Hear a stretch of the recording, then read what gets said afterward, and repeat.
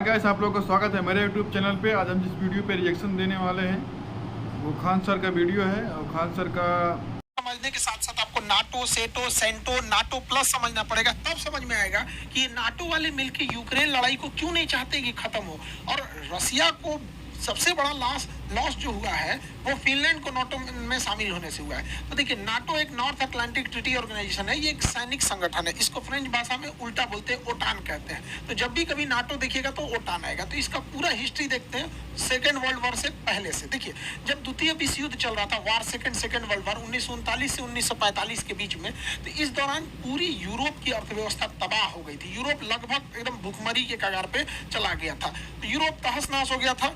इसी बीच जर्मनी जो था, अब लगभग जर्मनी की हार तय थी, क्योंकि जर्मनी सेकेंड वर्ल्ड वॉर में बहुत कूद रहा था।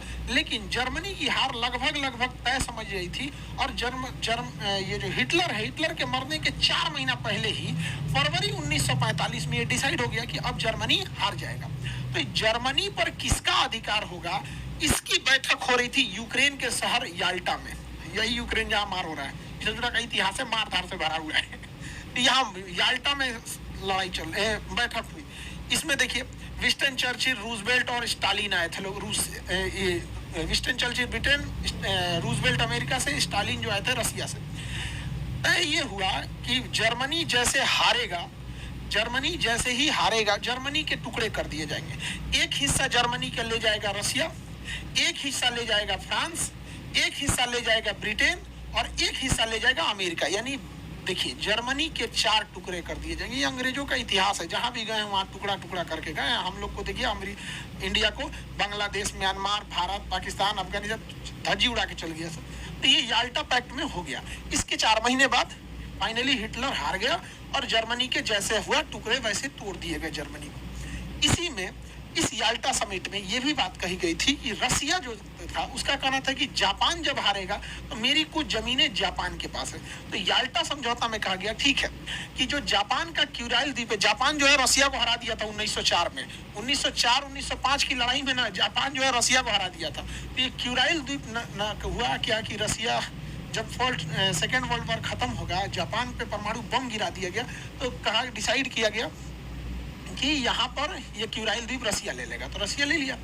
रसिया से याल्टा समझौता में कहा गया था कि आप इस साइड में यूरोप में कम्युनिस्ट को बढ़ावा नहीं देंगे। कम्युनिस्ट एक ऐसा शासन प्रणाली है जिसमें चुनाव नहीं होता है, बल्कि पार्टी डिसाइड कर देती है, जैसे चाइना में चुनाव नहीं होता है। तो ये बड़ा उटपटांग व्यवस्था है। यूरोप वाले इसमें एडजस्ट नहीं हो पाते हैं। तो उनका कहना था कि रसिया इस साइड में कम्युनिस्ट को बढ़ावा नहीं देगा। तो रसिया का, हम इस साइड में कम्युनिस्ट को बढ़ावा नहीं देंगे, इधर से ले लिया क्यूराइल द्वीप। आज भी जापान और रसिया के बीच में क्यूराइल द्वीप को लेकर विवाद है। लेकिन धीरे धीरे रसिया इस साइड में कम्युनिस्ट को बढ़ाना चालू कर दिया, कम्युनिस्ट देशों को बढ़ावा देना चालू कर दिया। इसका संदेह हो गया उस समय के तत्कालीन जो अमेरिका के राष्ट्रपति थे 1945 में, यहाँ पे ट्रूमैन को आभास हो गया कि इस साइड में ठीक है, रसिया उधर चला गया, रसिया भी कम्युनिस्ट है, ये आपका चाइना भी है, उत्तरी कोरिया भी तानाशाह है, कम्युनिस्ट के बराबर ही होते हैं। तो उन्होंने देखा कि रसिया को इस साइड में रोकना बहुत ज्यादा जरूरी है। लेकिन रसिया अपना एग्रेशन करते ही जा रहा था। इसी बीच में फरवरी 1948 में रसिया जो था उस समय सोवियत संघ था। तो रसिया के साथ था एस्टोनिया, लातविया, लिथुआनिया, ये पूरे के पूरे रसिया का ही पार्ट था। सोवियत संघ उस समय union of Soviet socialist Republic, USSR नाम था रसिया का। तो ये सब उसी के साथ थे। ये आपका बेलारूस, यूक्रेन, मोल्डोवा, ये भी रसिया के साथ ही थे, उसका पार्ट था। ये काकेशस देश, जॉर्जिया, आर्मेनिया, अजरबैजान रसिया के साथ था। ये सेंट्रल एशिया के Kazakhstan, Kyrgyzstan, Tajikistan, Turkmenistan, Uzbekistan, ये सब रसिया के साथ थे। तो आप देखिए उस समय रसिया का क्या इतना बड़ा एरिया होता था। ये पूरा का पूरा रसिया था। इसके बावजूद रसिया ने यहाँ पर उस समय के जो चेकोस्लाविया देश है, फरवरी 1948 में चेकोस्लाविया पर अचानक सेना भेज के तख्ता पलट करा दिया और यहाँ के लोकतंत्र के सरकार को उखाड़ फेंका और यहाँ पर अपनी पिट्ठू सरकार, जैसे इसी के हिसाब से चलने वाली सरकार, कम्युनिस्ट सरकार को यहाँ बैठा दिया। आज चेकोस्लाविया 2 भाग में टूट चुका है, चेक गणराज्य और यहाँ पे स्लोवाकिया। उस समय इसने कब्जे किया। अब यूरोप वालों को डर हो गया कि भैया यहाँ तक तो खुद का खुद रसिया है, अब ये इसके भी आगे बढ़ेगा तो हम लोग कहाँ जाएंगे। और उसके अलावा जर्मनी का एक हिस्सा तो रसिया याल्टा समझौते के तहत ही ले चुका था। अब इसके बाद अमेरिका वालों का नींद खुला कि भैया इनको कैसे रोका जाए। तो रसिया क्या था कि अन्य सरकारों को भी लालच देता था कि तुम भी कब्जा कर लो, तुम भी कब्जा कर लो, लोकतंत्र की सरकार को उखाड़ फेंको। इसी बीच अमेरिका को खबर लगी कि रसिया का अगला टारगेट है तुर्की। तुर्की पे कैसे भी कम्युनिस्ट सरकार को लगाना। तो ट्रूमैन जो वहाँ के राष्ट्रपति थे उन्हें मार्शल प्लान लगाया। देखिए, मार्शल लॉ अलग है, मार्शल प्लान अलग है। इन्होंने मार्शल प्लान लाया अप्रैल 1948 में। इसके तहत जो देशों पे रसिया अपना प्रभाव जमा रहा है कि तुम लोकतंत्र छोड़ के कम्युनिस्ट आ जाओ, वहां पर ये लोग क्या करते थे, मार्शल प्लान के तहत पैसे देते थे ताकि वो रसिया के फेवर में ना जाए। तो तुर्की और साइप्रस को कैसे भी ये पैसे उसे दे के अपने फेवर में लाए, वरना तुर्की भी हो चुका था कम्युनिस्ट देश। रसिया यूरोप की ओर बढ़ते जा रहा था। रीजन क्या, रसिया का एक क्षेत्रफल खुद का रसिया इतना बड़ा था। इसके अलावे रसिया के साथ सेंट्रल एशिया यूएसएसआर का हिस्सा था, काकेसस यूएसएसआर का हिस्सा था, ये बाल्टिक देश यूएसएसआर का हिस्सा थे सब, ये उस समय बेलारूस, यूक्रेन, ये सब उस समय रूस का ही पार्ट हुआ करता था, इतना बड़ा। इसके अलावे अब रसिया एंट्री करना चालू किया। तब इन्होंने क्या किया, 4 अप्रैल 1949 को नाटो सेना का गठन किया। जिस समय गठन हुआ उस समय 12 देश थे, वर्तमान में इसमें 31 देश हो चुके हैं। नॉर्थ अटलांटिक ट्रीटी ऑर्गेनाइजेशन, इस संगठन के टोटल 14 अनुच्छेद हैं, 14 आर्टिकल हैं। 14 आर्टिकल में कहा गया है कि इसके देश कैसे कैसे काम करेंगे। इसका 5वां आर्टिकल सबसे खतरनाक है कि इन वर्तमान में जो 31 देश हैं, अगर इस 31 देश में कोई बाहरी देश 31 आपस में मार करे तो कोई दिक्कत नहीं है, ये किसी को मारे तो कोई दिक्कत नहीं है, लेकिन अगर कोई दूसरा देश इनके ऊपर हमला करेगा तो ये 31 मिल के मारेंगे उसको। ये इसका कानून है।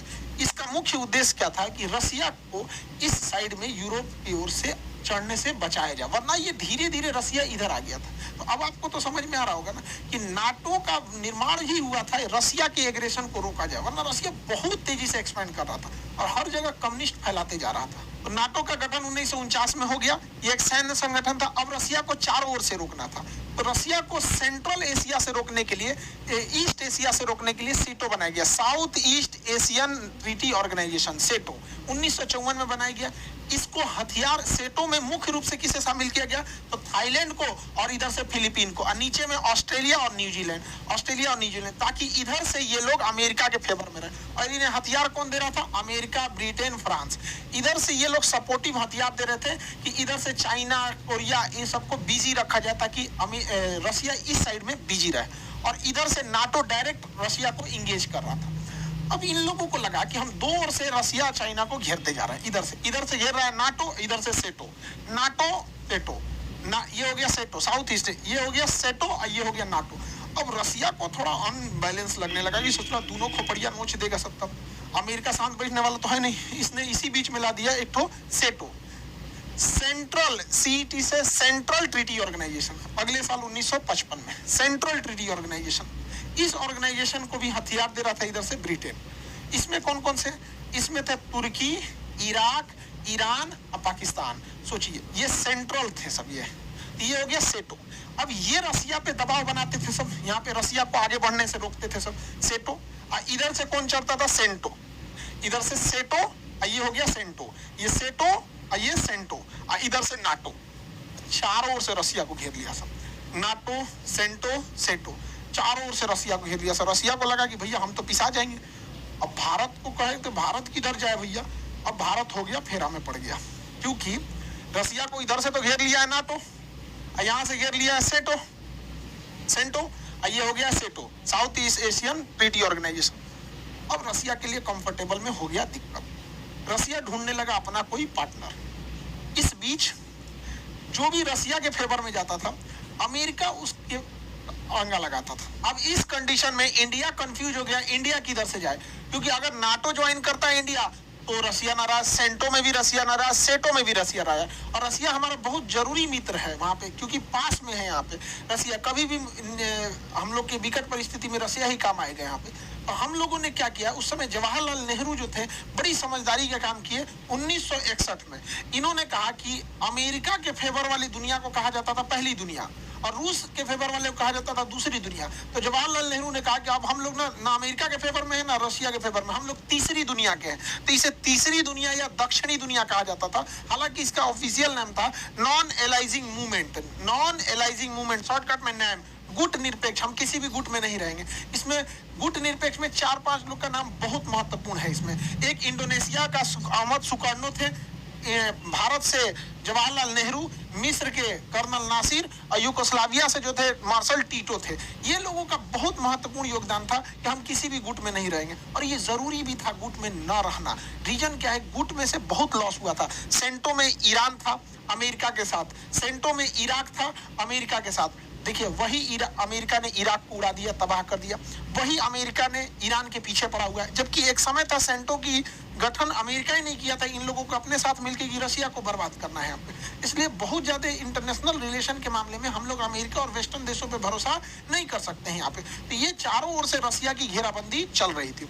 अब रसिया ऐसा तो नहीं है कि चुपचाप बैठा रहेगा। अगर आप रसिया को इधर से नाटो से घेरोगे, सेंटो से, स्टेटो से, चारों ओर से घेरोगे, रसिया भी तो कुछ ना कुछ करेगा। तो रसिया जो था, देखिए रसिया अलग है। डॉलर दे दो, हम लोग उतना तो इन्वेस्टमेंट कर देते हैं किसी राज्य में। इन लोग भरोसा कुछ नहीं करने का, ये लोग कुछ नहीं कर पाएंगे। अभी फिलहाल तो इन लोग के पास कुछ नहीं है, आगे कुछ भी होगा उसको वो लोग भी कुछ नहीं कर पाएंगे। फिर गाइस ये थी आज की वीडियो। अगर वीडियो अच्छा लगा हो तो आप चैनल को सब्सक्राइब कर सकते हैं, बेल आइकन जरूर दबाइएगा।